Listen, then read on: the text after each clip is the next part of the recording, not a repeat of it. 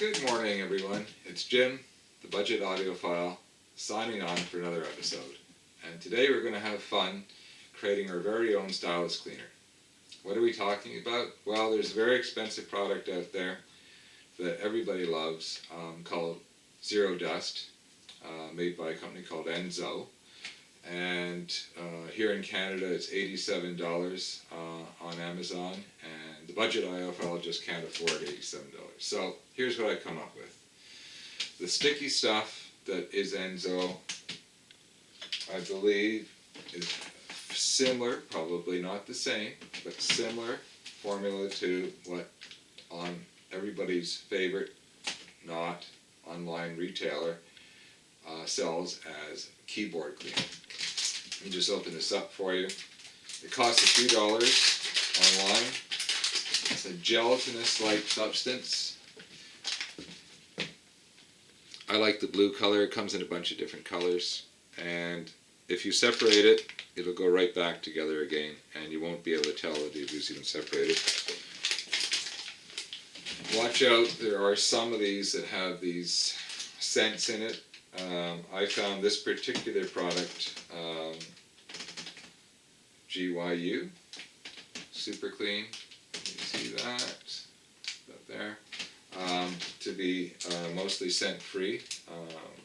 I actually sent an email to the retailer to make sure. There's no odor of chemicals, so I believe it's water based, which means you've got to renew it occasionally. So what you really want is, let me just grab it here, is a very shallow container, and you'll see in a minute why. I made this. I went all over the house looking for something shallow like this, and I even went to the dollar store, and I couldn't find a damn thing.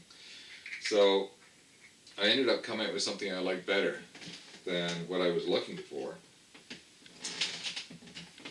So my wife uses supplements. This is for her aging joints. And what I did was I cut off the top of this neck with a fine saw, not a power saw, a hand saw. I have these Japanese saws that I just love.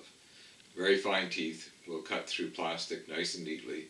So I ended up cutting through the top of the neck, and I ended up with something that I could put a cap onto that bottom section that's nice and smooth. So I had to do a little sanding on the threads of the cap, but I got it to slide on there nice and snug. And of course I had the original cap. And you just fill up the container.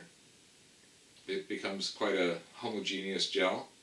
And the reason why you need to have mostly airtight, it doesn't have to be perfect, is because if it's a water-based substance, it does dry out over time.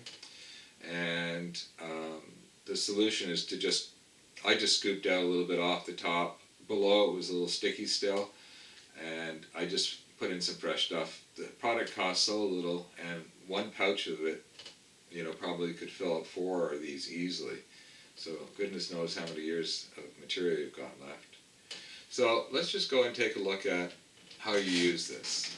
There's all kinds of videos online for Zero Dust. But this is how I use this kind of a product. I use this between every side of a record I play, and so you just put it on top of. I put it on top of my record before I brush it, and let's see if you can see that. You just bring over your stylus. Obviously, your table's not moving. You bring your stylus over, and you just lower it in there gently. Just for a second, this stuff will stick to the dust on the stylus tip. If it's really dirty, it might need to have a thorough cleaning. But another drop, and that's it. You don't want to leave it in too long because everything starts to get deeper and stickier. Now, between cleanings, I use this vinyl style cleaner that I like quite a bit, and I clean from back to front always, very gently, and I'll give it a very gentle brush from back to front. And I've been able, if my records are coming reasonably clean, I've been able to use this for up to a week between a more thorough cleaning of the stylus. And if you're like me, let's just get back to the command chair. If you're like me,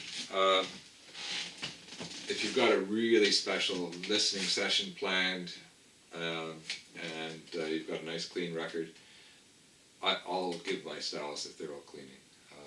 Now, here's a word of warning. If you have a $200 plus stylus, you don't want to be using this hack product that I've come up with.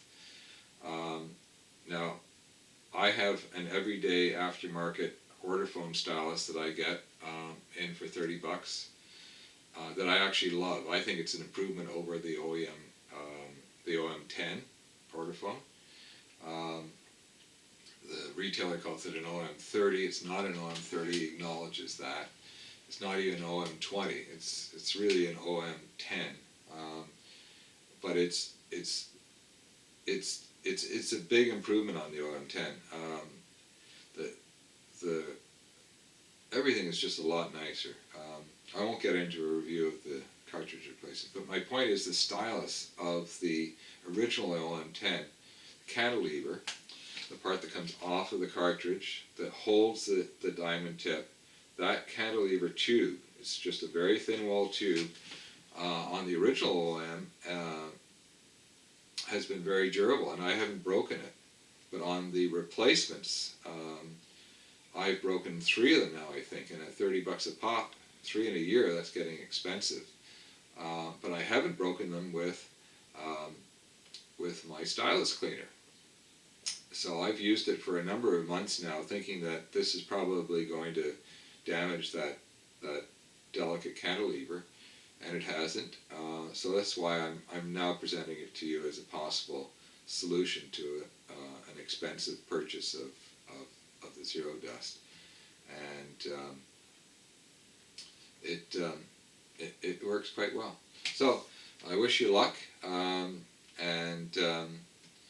at the end of every episode, I like to talk about an interesting, perhaps not well-known album that's got some good sonics, and that both music lovers and audiophiles would enjoy. And today, it's Joni Mitchell's debut album, Song to a Seagull. It's a gatefold. I believe this is the original Canadian press. It is just a beautiful record. Joni, if you're listening, it's like angels, it's like a angel with a guitar singing beautifully. It's just gorgeous. I enjoy all of Joni Mitchell's records, but I particularly enjoy her very early work. There's something very honest, perhaps a little naive. Naive is not the right word.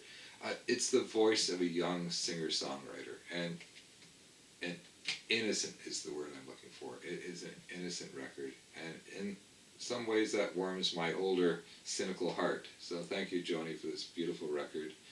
And it's worth noting how I found this. I was at a garage sale. There wasn't too much interesting. It was an upscale house that clearly was getting ready to be sold. And as I've learned from other YouTubers and people on my Facebook groups, it's always worthwhile asking, are there any records? There were no records on display at all, no signs of a record, no turntable, no record brushes. And sure enough, the answer was yes, and they're in the crawl space. And if you're really interested, we can go down there and dig them out. And I said, yes, please. Always be enthusiastic. And most of them are kind of hack records and a real mixed bag of stuff.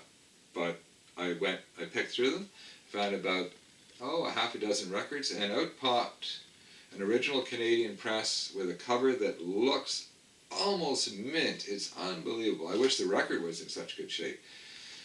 People in the late 60s, it didn't matter if you were a folk fan or a rock fan, those kids and young adults did not take care of the records by and large. I always thought that the the jacket, the inner sleeve, they were there to protect your records, and I always put my records away. Most people did, and they just left them out. So unfortunately, I got a beautiful jacket, a record that cleaned up and sounds and plays really well, but it's got surface noise, of course. It hasn't got any major faults. So I'm not going to complain. I paid $1 each for those 6 records, and I was introduced to Joni's debut album, which I had never actually heard. You probably recognize some of the music, but it was really the record she produced later on that had, the hits like Big Yellow Taxi and, of course, her most famous song, Woodstock. Anyways, that's another episode of the Budget Audiophile. I wish you luck making your own Stylus cleaner, and until next time, enjoy those records, folks.